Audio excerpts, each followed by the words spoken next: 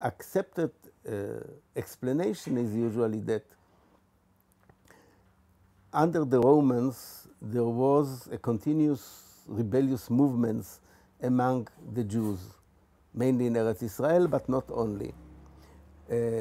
Now we have three revolts. The Great Revolt in the year 66-70 with the destruction of the temple. Then there was the Diaspora Revolt under the Roman Emperor Trajan, and then there was the Bar Kokhba Revolt in the years 132-135. The result of these revolts were disastrous for the Jews, both in Eretz Israel and also in the diaspora in Egypt. Egyptian diaspora disappeared after the revolt for many centuries.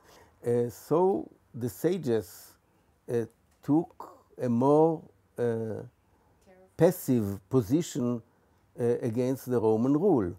They didn't want the model or the example of the Maccabees to continue to influence revolutionary ideas among the Jews. And so we see that the Maccabees were in a way frozen, or their memory was frozen or put aside, and the miracle became dominant. Now the conclusion is salvation will come when God will bring it. Do not go to power and to revolt against the Romans.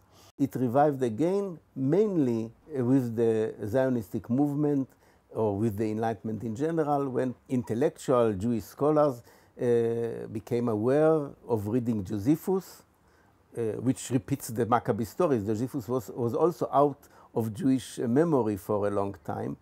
And reading the book of Maccabees, learning and doing research on the Greek Jewish literature, which is very rich, but was out of touch for the major streams, at least, of Judaism at the period between the revolt of Bar Kokhba and the modern period.